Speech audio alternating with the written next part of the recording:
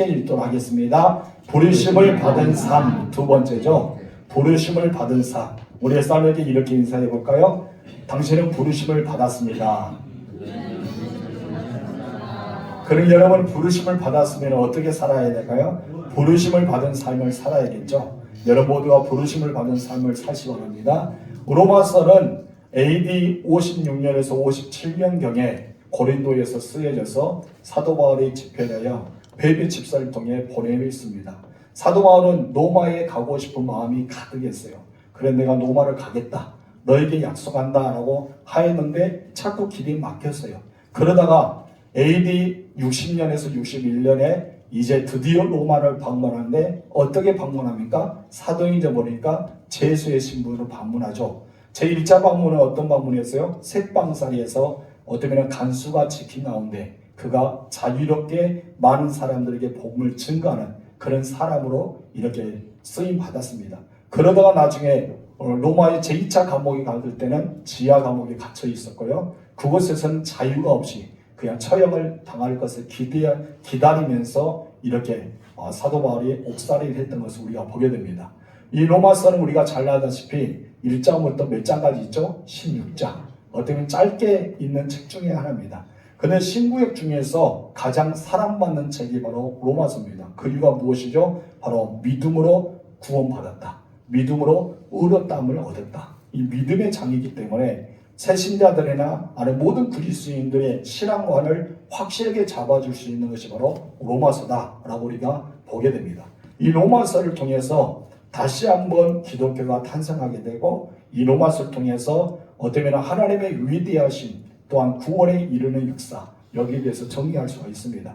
우리가 지난주에 배웠는데 첫 번째로 다 같이 읽어봅시다. 시작. 로마서를 쓴 이유 세 가지라 했죠. 첫 번째 무엇이었습니까? 첫 번째 동기는 구원, 이 구원의 동기다. 두 번째는 무엇이죠? 선교적인 동기. 세 번째는 무엇이죠? 바로 진정한 그리스도의 삶이 무엇인지 제기하는 것을 위해서 이렇게 쓰여졌다고 볼 수 있습니다.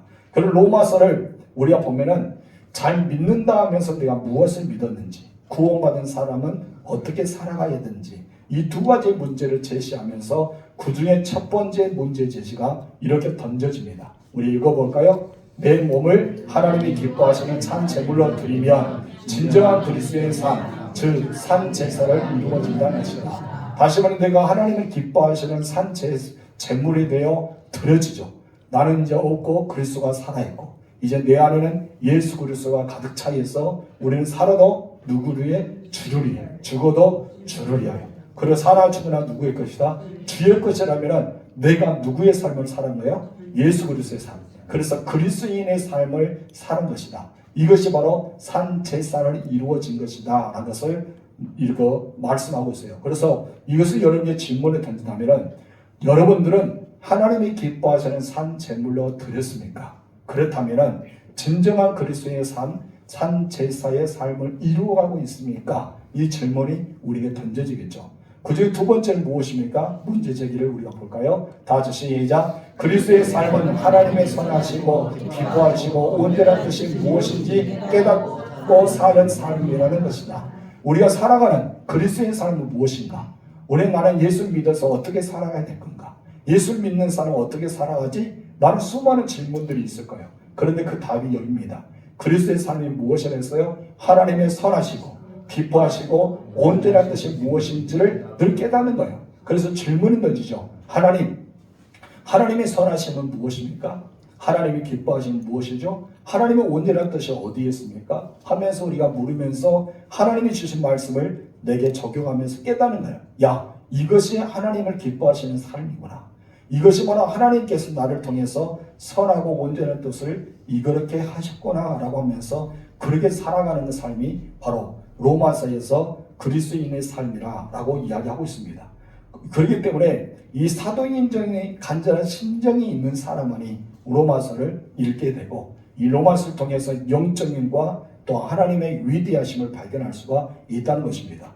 그리고 이제 두 번째로 우리가 이것을 보았어요. 다 같이 읽읍시다. 시작. 바울의 세 가지 정체성. 그 중에 세 가지 정체성을 소개하면서 우리가 지난주에는 두 가지를 함께 나누어 보았는데 그 중에 하나가 이것입니다. 다 같이 읽어볼까요? 예수 그리스도의 종이라는 소개를 하고 있다. 사도 바울은 자기를 어떻게 소개했어요? 1절에 보니까 나는 예수 그리스도의 종이다. 본인을 가리켜 예수 그리스도의 종이랍니다. 종이는 어떤 것이요? 바로 노예죠. 나는 노예입니다. 노예는 자기의 의지도 없습니다. 자유도 없습니다. 자기가 계획한 것도 없어요. 그건 누구의 말을 듣는 거예요? 주인의 말. 주인은 시킨 대로 하는 거고 주인에게 순종하는 거고 아니 복종한다고 볼 수 있죠. 자기는 없다는 것입니다. 여러분 예수님도 그런 말을 했잖아요. 열심히 종이 일하고 나서 전신 때 와서 주인에게 나 열심히 일했으니 밥을 주세요 라고 하는 종이 어디냐. 그들은 열심히 밖에서 일하고 돌아와서 전신 때가 되어서 무엇을 한다서요? 주인을 위해서 또 밥을 짓게 된다. 그가 종이기 때문이다. 그러나 아들은 그렇지 않는다는 거죠. 아들은 일하고 나서 아버지께 당당하게 밥 주세요 라고 할 수 있죠. 왜요? 아들이기 때문에. 그래서 종과 아들의 차이에 대해서 이야기하면서 우리 종들은 그냥 일해 놓고도 너 잘했구나 참 잘했다 라고 칭찬을 기대할 수 있다? 없다. 당연히 해야 될 일이다. 이것이 종이란 것이죠. 그래서 우리도 주님 앞에 섰을 때 우리가 주님 내가 이렇게 많이 했습니다 할 수 있어요? 없어요? 없죠. 예수님이 잘했다 너 정말 잘했구나 하면은 우리는 무엇을 해야 되죠? 예수님이 가르치셨죠. 무엇을 해야 된다 했습니까? 저는 무익한 종이니 당연히 해야 될 일을 하였을 뿐입니다. 이것이 우리의 고백이라고 예수님께서 비유법으로 가르쳐 주었습니다. 우리들은 무엇이기 때문에? 종이기 때문에 당연히 해야 될 일을 하였다는 것이죠. 그렇기 때문에 이 사도 바울도 복음을 전한 것이 무엇이었어요? 당연한 일이다. 그가 여러 가지 태장을 맞고 돌에 맞아 죽을 뻔하고 그리고 물의 침범과 강도의 침입과 수많은 생명의 위기가 있었고 감옥에도 여러 번 갇혔고 금진 속에 있었고 여러분 이런 상황이 있었지만 이것을 가르쳐 자기의 수고를 하지 않고 무엇입니까? 당연한 것이다. 왜? 나는 그리스도의 종이기 때문이다. 여러분들은 주님의 전을 위해서 섬기고 살아갑니다. 하나님의 영광을 위해서 살아간답니다. 여러분들은 하나님의 성전 사역을 감당하면서 당연하다 생각합니까? 그렇지 않다고 생각합니까? 우리는 당연하다 생각합니다. 우리는 누굽니까? 그리스도의 종이라는 것이죠. 내가 그리스도의 종으로 부르심을 받았기 때문에 주인은 누구예요? 우리 아버지죠. 그래서 우리 아버지가 나의 주인이 되고 우리는 종이 되고 아버지가 목자가 되시고 나는 양이 되고 아버지가 신랑이 되시면 나는 누가 됩니까? 신부가 되고 그래서 이런 관계적인 것을 늘 만들면서 창조주와 피조물 이런 형식으로 우리에게 갖추어졌습니다. 그래서 이 종이라는 것 두 가지 필요한데 자기 주장이 있다 없다? 없다. 주인 때문에 인정해야 된다? 우리는 주인이 나에게 모든 것이 됨을 우리는 인정하며 살아야 됨을 이야기하고 있습니다. 그래서 사도 바울은 수많은 일을 겪었지만 종이기 때문에 그것을 감당할 수 있었다라고 이야기합니다. 그래서 사도 바울은 그냥 종이 아니라 어떤 종이랍니까? 그리스도의 종이라 하지만 사랑의 종. 하나님과 나의 관계는 사랑의 관계다. 사랑의 종으로 나는 택함을 받았다라고 고백하고 있습니다. 우리 두 번째 다 같이 읽어볼까요? 시작. 나는 하나님으로부터 사도로 부름을 받았다는 알다. 아멘. 사도 바울은 첫 번째 종으로 부름을 받았다. 두 번째는 무엇입니까? 사도. 사도로 부름을 받았다 했죠. 1절 3번 읽어볼까요? 시작. 내가 종이다 라는 것은 자기 결정이라고 볼 수 있지만 사도란 것은 자기 결정이 아니죠. 내가 예수님의 종이 되겠습니다. 난 주님을 위해 살겠습니다 하면 자기 선택이 주어지죠. 그러나 사도는 무엇입니까? 자기 선택이 아니라 하나님으로부터 결정되고 하나님으로부터 부르심이 있어야 됩니다. 하나님으로부터 부르심이 있어야지만 우리가 사도가 되는 거예요. 여러분이 하나님께 부르심을 받았어요. 그리고 여러분은 무엇을 받은 거예요? 소명을 받았습니다. 그래서 우리는 소명과 사명이 있어야 돼요. 하나님의 부르심을 받는 자만이 사명을 감당할 수 있기 때문입니다. 여러분 부르심도 없는데 우리는 보내실 수가 있을까요? 없죠. 하나님의 앞에 부르심을 받는 사람이 있다면 보내심이 있어요. 그렇기 때문에 사람들이 착각합니다. 부르심도 안 했는데 보내심을 받았다고 생각해요. 우리는 주님이 부르시도 안 했는데 내가 주님의 일을 하려고 생각합니다. 그렇기 때문에 그 일이 버거워요 안 버거워요? 버겁죠. 그 일이 나에게 무거워요 안 무거워요? 무겁죠. 그 일이 힘들어요 안 힘들어요? 힘들죠. 왜요? 내가 스스로 그 일을 감당하기 때문입니다. 그런 여러분 부르심을 받은 소명이 있는 사람은 보내심하는 사명이기 때문에 사명의 길은 힘들고 어렵지만 묵묵하게 그 길을 감당하는 것입니다. 모세를 볼까요? 모세 인생의 40세가 되어서 무엇인가 민족을 위해서 위대한 일을 해볼라 했습니다. 그러다가 그만 사람을 죽이고 맙니다. 주변에 이스라엘 사람들이 네가 로마인을 죽인 것처럼, 아니 이렇게 애국 사람을 죽인 것처럼 우리도 죽이려느냐 라는 말을 듣고 그 미디안 왕으로 도망칩니다. 자기가 무엇인가 해보려 할 때는 무거웠어요. 되는 것이 없었습니다. 그러다 80세가 돼서 하나님께서 떨기나무 가운데 부르시잖아요. 그때는 자기는 그렇게 말합니다. 나는 할 수가 없습니다. 할 만한 사람을 보내주세요 라고 말합니다. 근데 하나님께서 말합니다. 너의 입을 누가 만들었느냐? 너의 모든 것을 누가 하셨냐? 하면서 창조주의 하나님에 대해서 이야기하면서 하나님이 너와 함께하고 네가 말이 뻣뻣하면 내 형 아론을 붙여주겠다라고 말씀하면서 보내요. 그렇기 때문에 모세는 하나님으로부터 무엇을 받았어요? 소명, 부르심에 대한 확신을 받았어요. 그리고 무엇을 받았어요? 사명, 보내심을 받았어요. 보내심을 받고 나서 여러분 여러 가지 일도 있었지만 이 모세는 묵묵하게 그 일을 감당해 갔습니다. 왜요? 하나님의 부르심을 받았기 때문에. 저는 여러분들이 하나님 앞에 부르심을 받는 확신이 생겼으면 좋겠어요. 우리 많은 사람이 이 땅에 살고 있고 진도 땅에서 약 3만 명이 살고 있는데 그 중에 여러분을 선택해서 부르셨다? 하나님께서 부르셨고 하나님께서 여러분에게 사역의 일을 맡기셨다는 것은 여러분의 놀라운 축복 중에 한 사람이라는 것이죠. 여러분 3만 명 중에 한 명이잖아요. 그렇죠? 그럼 우리나라 여러분 어떠합니까? 이 지구상에 여러분 한 명이란 말이에요. 하나님이 나를 그만큼 부르셨다는 것이죠. 그래서 이 내가 종으로 살겠다는 자기 의지라고 볼 수 있어요. 자기 결정을 지을 수도 있죠. 그러나 여러분 사도로 부른 것은 나의 결정이 아닙니다. 내가 오늘부터 사도로 살겠습니다. 내가 오늘부터 사명을 감당하겠습니다. 내가 오늘부터 하나님 일을 하겠습니다 라고 한다도 자기가 할 수 있다? 없다는 것입니다. 왜요? 이것은 하나님으로부터 결정되고 하나님으로부터 부르심이 있어야 되기 때문입니다. 그래서 제가 여러분에게 말씀을 드린 것은 뭐를 분명히 알아라? 소명, 바로 나를 부르신 하나님에 대해서 확신을 가져라. 나의 부르심에 확신도 없는데 사명의 길을 뛰어들면 힘들어요. 시험 들어요. 버거워요. 쓰러집니다. 일어날 힘이 있을까요? 없을까요? 없어요. 사람이 보이기 시작합니다. 그러면 하나님의 부르심을 받으며 사람보다 하나님을 바라봅니다. 그래서 모세를 통해서 원망하고 불평하고 수많은 일이 있을 때 모세는 어떻습니까? 묵묵하게 하나님을 바라보며 하나님께 기도를 드리잖아요. 그때 하나님께서 어떻습니까? 다 지시해줘요. 어떻게 하라, 어떻게 하라, 어떻게 하라. 그럼 모세는 그대로 했어요. 그대로 했더니 어떻습니까? 되어졌습니다. 이것이 바로 출애굽의 과정이라는 것입니다. 여러분 지난 주일날 여러분의 인생의 광야길을 걷고 있잖아요. 출애굽을 걷고 있다고 생각하세요. 그럼 여러분들 부르심 받았다면 누구를 의지해야 돼요? 하나님. 누구에게 기도해야 돼요? 하나님. 누구에게 여쭤봐야 돼요? 하나님. 하나님이 인도하신 대로 우리는 따라가면 돼요. 그들은 지도를 펴놓고 야 우리 어디로 가지? 나침반을 펴놓고 어디로 가지? 레벨게이션을 틀어놓고 딱 지정해서 야 우리 이렇게 따라가면 돼. 그렇게 살았어요? 아니죠. 그들은 이것이 전혀 필요 없었어요. 왜 필요 없었죠? 구름기둥이 떠오르면 그들은 짐을 쌌어요. 구름기둥 움직이면 구름기둥 따라갔어요. 그냥. 이것이 바로 광야의 인생길이었어요. 근데 우리는 스스로 계획합니다. 1년 뒤에 뭐 할 거야? 2년 뒤에 뭐 할 거야? 열심히 집사람이 뭐 해야 되지 않겠습니다. 그럼 뭡니까? 잠깐만요. 내년에요. 좀 있다가 잠깐만요. 5년 뒤에요. 좀 있으면 어떻습니까? 잠깐만요. 좀 있다가요. 우리는 그럴 때 놓쳐버려요. 하나님의 인도하심을 따라가지 않고 잠깐만 하다가 놓칩니다. 특히 전도하다 보면 그런 사람 있잖아요. 우리 아들이 결혼해야 되는데 우리 아들이 결혼하고 장가고 나면 내가 진짜 교회 나가겠다. 근데 진짜 아들이 결혼했어요.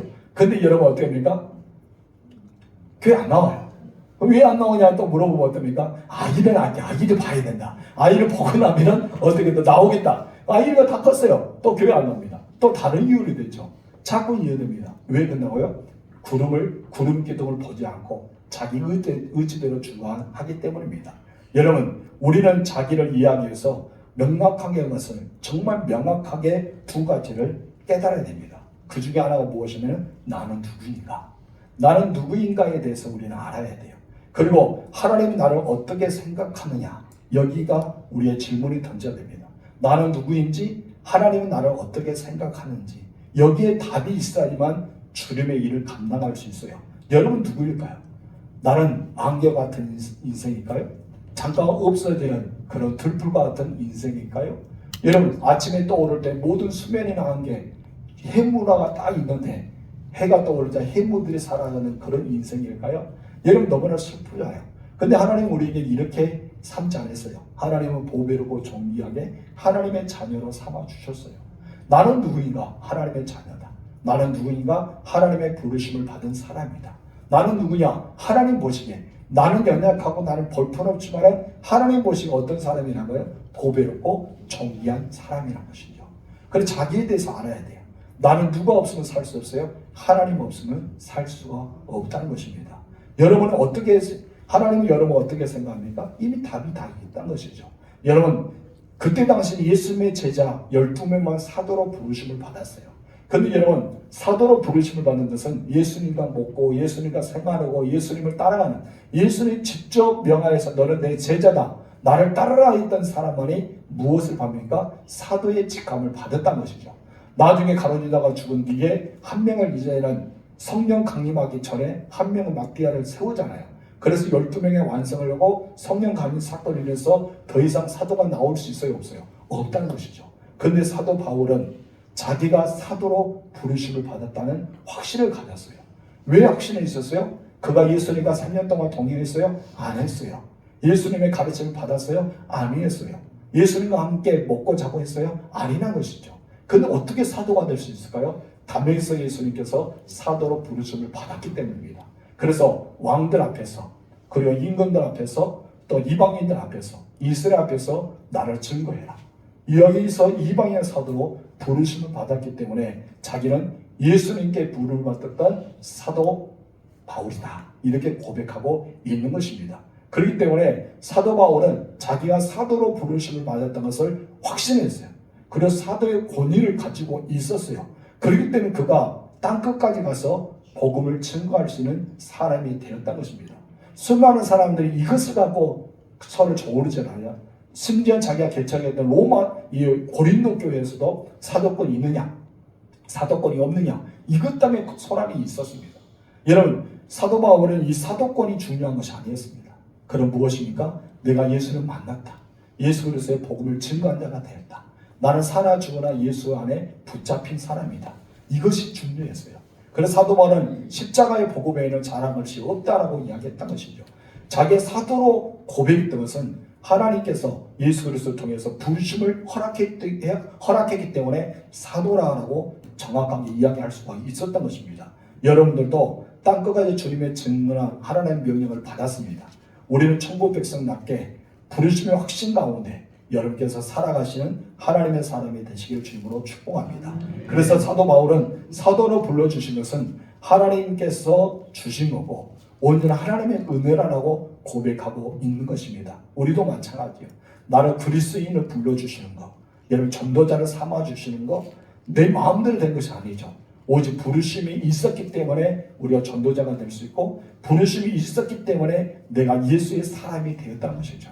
여러분 예수의 사람 그리스도인임을 여러분 아시고 늘 부르심에 순종하며 살아가는 여러분 되시기 바랍니다. 이것이 바로 사도 바울의 사도권을 우리가 생각해 보는 것입니다. 세 번째 읽어볼까요? 시작. 자기 이해와 부르심의 목적 1절 읽겠습니다. 예수 그리스도의 종 바울은 사도로 부르심을 받아 하나님의 복음을 위하여 특정함을 입었으니 여러분 사도로 부르심 받은 이유 딱 하나였어요. 왜 사도로 부르심 받았어요? 너 왜 사도가 되었어?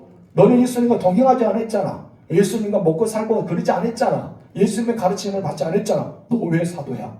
어떻게 네가 사도가 될 수 있어? 사도가 된 이유는 무엇이야? 딱 이야기했을 때 권위 때문이 아니라 예수님의 제자라고 막 자랑할 것이 아니라 그는 오직 한 가지 이유 때문에 사도로 부르심을 받았다고 딱 정리합니다.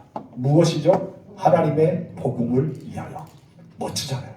사도 바울이 사도가 된 것은 딱 하나였어요. 하나님의 복음을 위하여. 그 복음이 누굴까요? 예수 그리스도입니다. 오직 예수 그리스도를 위해서 그가 부르심 받았단 거예요.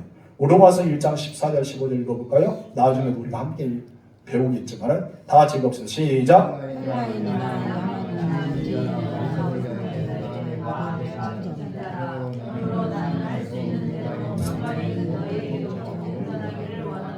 아멘. 여기서 빚진 자라 했어요. 내가 빚진 자다. 무엇에 빚졌을까요? 복음. 내가 복음에 빚졌어요.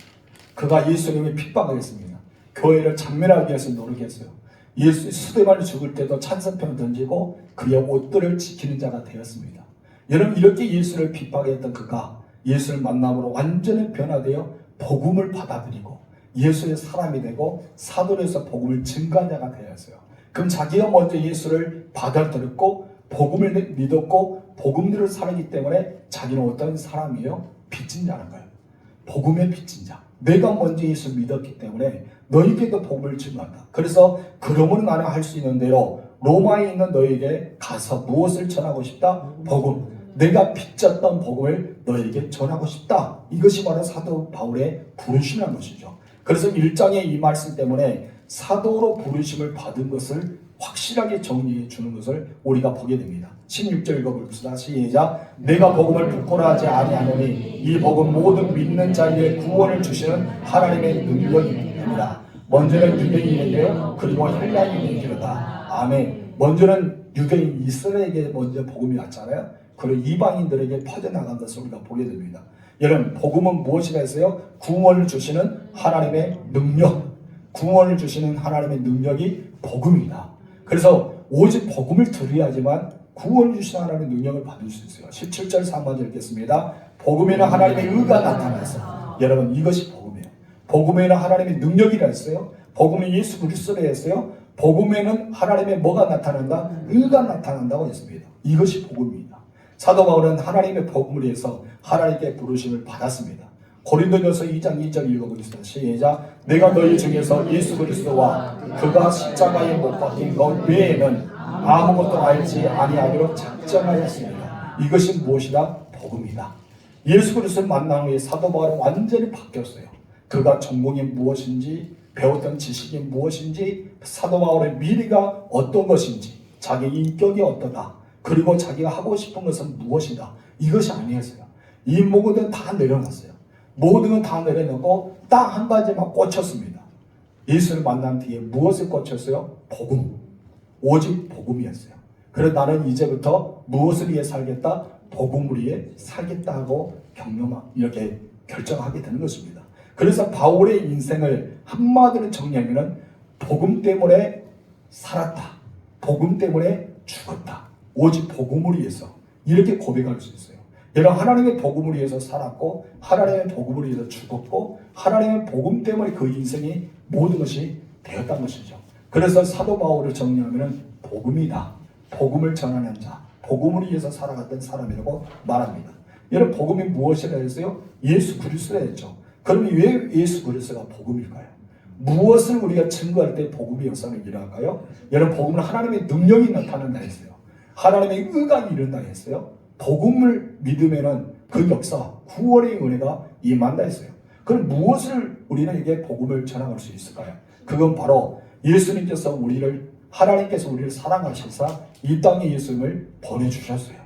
왜 예수님이 이 땅에 보내주셨어요? 우리를 구원하기 위해, 영생을 주 하나님의 자녀를 삼기 위해 보내주셨어요. 그런데 이 보내주셨다는 것만 중요한 것이 아니죠. 그러면 어떻게 해서 우리가 하나님의 자녀가 될 수 있어요? 다른 것이 아니라 우리를 위해 십자가에서 죽으셨다는 거야. 누가요? 예수님께서. 그리고 복음은 하나님이 이 세상을 이처럼 사랑하사 이 땅에 예수를 보내주시고 그를 십자가에 죽이시고, 이 죽었다므로 끝나면 복음이 아니에요. 그럼 무엇입니까? 살아나셨어요. 사망을 이기시고 무덤에서 살아나셔서 우리에게 생명의 부활로 오셨습니다. 부활이 있어야 복음 된 거예요. 여러분, 그리고 예수님의 40일 동안 같이 있으면서 승천하시며, 승천한 뒤에 무엇이 이 땅에 임합니까? 성령의 강림입니다. 예수의 영인 보혜사 성령이 우리 가운데 임재하십니다. 그리고 이 땅에 마지막 주님이 재림하십니다. 이것이 바로 복음이라는 거예요. 이 복음의 역사를 우리가 받아들일 때 그 놀라운 역사가 일어나게 되는 것입니다. 성도 여러분, 우리 사도 바울의 정체성을 우리가 함께 세 가지를 배웠습니다. 이 세 가지의 정체성이 무엇이라 했어요? 첫 번째는 예수 그리스도의 종이다. 여러분들은 과연 예수님의 관계에서 어떤 사람입니까? 여러분, 자녀의 신분만 가지고 있습니까? 제자의 삶을 살고 있습니까? 여러분, 이 모든 것이 중요한 것은 바로 주님이 나의 주인이시고 나는 종으로서의 삶을 살아야 될 줄 믿습니다. 또한 이 사도 바울은 무엇을 했습니까? 하나님으로부터 사도로 부르심을 받은 사람이다 라고 했어요. 그렇기 때문에 여러분에게 무엇이 있어야 된다? 소명. 내가 하나님으로부터 부르심을 받는 소명이 있어야 돼요. 우리는 소명이 반드시 필요합니다. 그래서 부르심을 받은 자만이 보내심의 역사는 일어나기 때문입니다. 부르심도 없는데 보내심이 있으면 어때요? 잘못된 거예요. 그렇기 때문에 무조건 소명이 있어야 돼요. 그리고 사명이 뒤따라와야 됩니다. 여러분들은 그 소명을 발견하세요. 모세가 받았던 소명, 아브라함이 받았던 소명, 바울이 받았던 소명, 다시 한번 제2차의 소명을 받았던 사도 베드로, 수많은 사람 부르심의 소명을 받았어요. 그리고 그들에게 파송합니다. 이제 가라. 아버지께서 나를 보내신 것처럼 나도 너희를 보내노라 하면서 파송하는, 보내는 장면이 있어요. 모세에게도 애굽으로 가라. 내 백성 이스라엘을 건져내라 하면서 하나님의 약속의 땅으로 인도하라고 파송하죠. 아브라함이 무엇입니까? 너는 가라. 갈 바라 하지 못하지만 내가 지시한 땅으로 너는 가라 하면서 아브라함을 보냈어요. 여러분 모두가 무엇이 있었어요? 바로 소명이 있었던 것이죠. 그리고 사명이 뒤따라왔던 것이죠. 사도로 부르심을 받던 바울, 저는 목회자의 소명을 가지고 또한 목회자의 사역을 감당하고 있습니다. 여러분들은 어떤 소명을 받았고 어떤 사명을 감당하고 있습니까? 크게는 성경적인 의미로 보면은 여러분들은 전도자로 부르심을 받았고 전도자의 삶을 살아갑니다. 교회 안에서는 여러 각 직분의 직분을 받았고 소명을 받았고 사명은 무엇입니까? 직분자에 맡긴 건 살아간 거예요. 남전도 임원으로서, 여전도 임원으로서, 권사의 임원으로서, 각 부서에 맡은 부장과 그의 위원으로서 우리는 각자 맡은 사명을 또한 살아가는 것입니다. 그런데 이 모든 것은 무엇이 필요하다? 부르심이 필요하다. 하나님과의 관계 너무나 중요합니다. 저희 여러분들은 하나님의 관계가 잘 맺어지기를 원합니다. 그래서 부르심을 확실히 경험하는 여러분 되시기 바랍니다. 그리고 사도 바울은 무엇을 위해 살아갔어요? 복음. 복음을 살아가는데 어떤 복음이라 했습니까? 하나님의 복음을 위해서 살아갔다라고 합니다. 이것이 바로 사도 바울의 정체성 세 가지였습니다. 여러분들도 그와 같이 살아가시기 바랍니다. 1절 다시 읽겠습니다. 예수 그리스도의 종 바울은 사도로 부르심을 받아 하나님의 복음을 위하여 특정함을 입었으니 아멘. 여러분 우리도 이와 같이 사도 바울처럼 여러분도 정체성이 있기를 소망합니다. 그래서 여러분 자신이 정리해 보세요. 나는 누구인가? 나는 누구이지? 나의 정체성이 무엇이지? 이거 정리해 볼 필요가 있는 것 같아요. 그리고 나는 하나님께서 나를 어떻게 보시고 계신가? 하나님 나를 어떻게 여기고 계십니까? 하나님 나를 판단하는 기준은 무엇일까? 우린 그것에 대답할 수 있는 사람이 되어야 돼요. 여러분 사도 바울이요 자기에 대한 대답을 했습니다. 사도 바울은 하나님으로부터 나를 어떻게 생각하신가? 또 하나님으로부터 나는 이런 사명받은 나는 누구인가? 그에 대해 정확하게 알았던 것이죠. 그렇기 때문에 정확하게 로마서 1장 1절을 딱 풀이하면서 나머지 2절을 또 쑥 써나갑니다. 여러분 로마에 있는 사람들은 사도 바울이 누군지 모르잖아요. 근데 사도 바울은 자기에 대해서 짤막하면서 자기의 정체성을 딱 두면서 나는 세 가지의 목적 안에 너에게 편지를 쓴다. 나는 종이고 사도고 복음을 위해서 살아왔던 사람이다 하면서 정리하면서 이 로마서가 시작됩니다. 여러분의 인생도 마찬가지로 그렇게 시작했으면 좋겠어요. 그렇다면 여러분이 힘든 일이 올 때, 여러분이 시험거리가 올 때, 세상에 나가서 너무나 힘 빠지는 일들을 경험할 때 여러분의 정체성이 뚜렷하면 어떻게 해요? 이겨낼 수 있어요. 야, 나는 하나님께 부르심 받았지. 나는 하나님께 사명을 받았지. 나는 하나님 앞에 종이지. 그런 나는 하나님께 다 맡은 사역이 있지. 그런 나는 엎어져도 일어설 수가 있다는 것입니다. 내가 정체성이 흔들리고 소명이 흔들리며 뒤에 따라오는 사명은 아무것도 되지 않습니다. 여러분은 부르심의 확신을 가지고 살아가는 여러분 되시기 바랍니다. 그런 사람만이 세상을 변화시킬 수가 있습니다. 따라합시다. 나는 세상을 변화시킬 수 있다. 시작. 나는 세상을 변화시킬 수 있다. 옆 사람에게 시작. 당신은 세상을 변화시킬 수 있습니다. 아멘. 우리는 어떠합니까? 우리는 세상을 변화시킬 수 있습니다. 왜요? 정체성이 있기 때문에. 왜요? 부르심이 있기 때문에. 왜요? 보내심의 사명이 있기 때문에. 이것이 확신이 있기 때문에 여러분들은 세상을 변화시킬 수 있습니다. 먼저 여러분 자신을 변화시키세요. 그리고 가정을 변화시키세요. 그리고 주변을 변화시키시기 바랍니다. 기도합시다. 하나님 아버지 감사